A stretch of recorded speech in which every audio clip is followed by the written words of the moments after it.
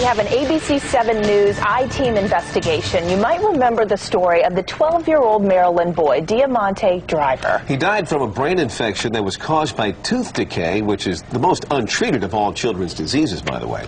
Well, now a 5-month-long investigation by the I-Team's Roberta Baskin reveals that children on Medicaid who visit 2 Washington area clinics are suffering pain for profit, Roberta? It's true. What we saw and heard is really difficult to imagine. Frightened children separated from their parents, crying for their mothers while strapped into restraining devices. It's a Medicaid gold mine, and they're drilling for your tax dollars. That's 4-year-old Miguel. He's been restrained by his dentist on a device called a papoose board.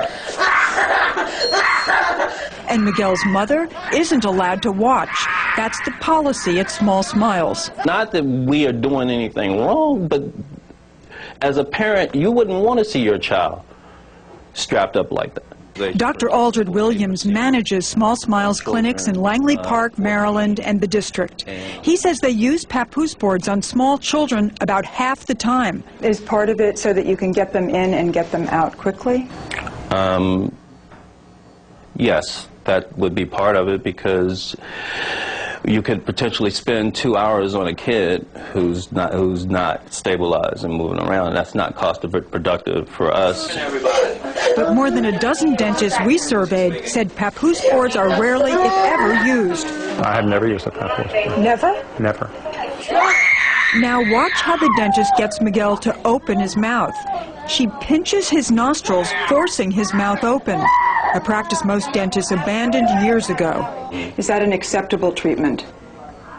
No, I don't personally use it, but some dentists do.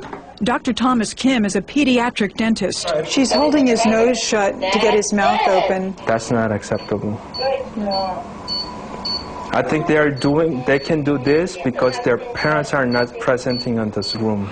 At Small Smiles, parents are not allowed to stay with their child. They are told they must stay in the lobby, and the sign says it's because of federal patient privacy regulations. If you can imagine a clinic seeing 80, 85 patients in a day, and all of their parents are back roaming around all over the clinic, it is a violation. But in fact, no such regulations exist. Small Smiles is doing a business most dentists won't, treating children on Medicaid. The government reimburses less for dental care than private insurance, but Small Smiles makes up for it on volume. In fact, we've submitted so many claims to one particular managed care organization that they threw up the white flag. It says, okay, you don't have to pre-authorize anything, just do the work, so we flooded the system. There are 63 of these Small Smiles clinics across the country, with nearly 3 new ones opening every month. They're all managed by a company named Forba, For Better Access. Dentists and staff are sent to their Colorado offices for training. Our trained professionals make kids feel safe and comfortable. But none of the Maryland, Virginia, or district clinics has a single trained pediatric dentist on staff. Former Small Smiles dental assistant Deborah McDaniel says she was fired for objecting to the way children were being handled. They wanted us to tell parents that they needed services on teeth that were healthy, and they were healthy and they didn't need it. Others say they quit because Small Smiles promotes profit over compassion. The bonuses range from $500 to $1,500 a month. That's a lot of money. That's a lot of money. And to me, that's like hush money. The I-Team learned there's a bonus system for converting patients from a checkup to major procedures on the same day. It's a competition throughout the country to see who can convert the most patients. Not give the patients the most care, get them in that back operating room with as many baby root canals or crowns as possible. That's all you hear through the office is bonus, bonus, bonus. The more crowns we put on, the bigger our bonuses. With a ridiculous production of $7,000, we can't stay in business making $7,000. Every morning, Dr. Williams and his staff review the production goals set by the managers in Colorado.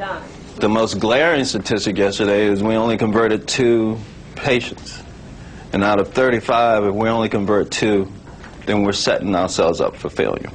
I don't want Langley Park to be the laughing stock of the entire Small Smiles Nation. Dr. Williams says too often Medicaid patients break appointments, which is why they do as much work as possible, including baby root canals and crowns, which he calls a Small Smiles specialty. Dr. Williams estimates 1 in 3 patients needs the procedure. Up to how many crowns can you do in a sitting? We can do 5 to 6 crowns. In one sitting? In one sitting, yeah. Even more than that? Even more than that sometimes. Dr. Robert Camps is a nationally recognized authority on pediatric dentistry, and most of his practice in Frederick, Maryland is also on Medicaid. Dr. Camps worries that Small Smiles does baby root canals when simple fillings would work. It does no good for anybody but the dentist, I guess, that's looking for a bonus. It got to the point where the dentist would even compete with the other dentists of how much crowns and work they did a day. The clinic here gets $214 tax dollars for every baby root canal and crown it bills. It adds up. Here's a $600 bonus check. Now, I understand that there was a contest for the conversions and that you won here at Langley Park. Langley Park won. What did you win? A trophy. For doing conversions? Yes. And bonuses? And yeah, there was a bonus too. Trina Crosby says multiple procedures can be traumatic for small children. They're sweating. Sometimes they urinate on themselves. They'll throw up. They teach us how to turn them to the side, suction the throw up out, flip them back over because, mind you, they're still strapped down. Former dental assistants also say they routinely took x-rays they were not certified to do. Yes, constantly. Daily basis. Are you certified in Maryland to give x-rays? No, I'm not. When you look at that video, that adolescent, is she properly shielded? Absolutely not. We showed Dr. Camps all of the video of 4-year-old Miguel. Obviously, it's unethical. I mean, by anybody's standards, it's just unethical. It's just traumatic for me to watch. I can only imagine how traumatic it is for Miguel. Miguel's mother brought her son to Dr. Camps for follow-up care, and when Small Smiles refused to release the x-rays to his mother, Dr. Camps intervened. They did not take the x-rays of the back teeth where they actually did the treatment. And there, for the first time, this mother got to witness her son's treatment at Small Smiles. But despite the assembly line feel at Small Smiles, Dr. Williams insists they're providing a vital service to children who often don't get regular checkups and generally need more treatments. We aggressively treat these children to eliminate disease in their mouth. Small Smiles makes no apologies for that. I'm not going to apologize for being aggressive. Dr. Camp says no one doubts the need for care, but at what cost to these vulnerable children? The company that manages the Small Smiles Clinic says that its audits show that all the work they perform is needed and that parents are informed and give their consent every step of the way. We hope you'll go to our website, www.wjla.com, and give us your feedback.